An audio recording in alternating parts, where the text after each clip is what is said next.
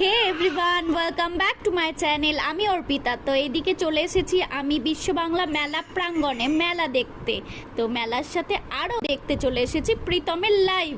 তো চলো, এইদিকে দেখতে পাচ্ছ কতটা ভিড়। প্রথমে আমরা ঢুকে দেখলাম যে না, ভিড়ই নেই, তারপরে এত লোক, লাইনটা দেখতে পাচ্ছ তোমরা, অনেক।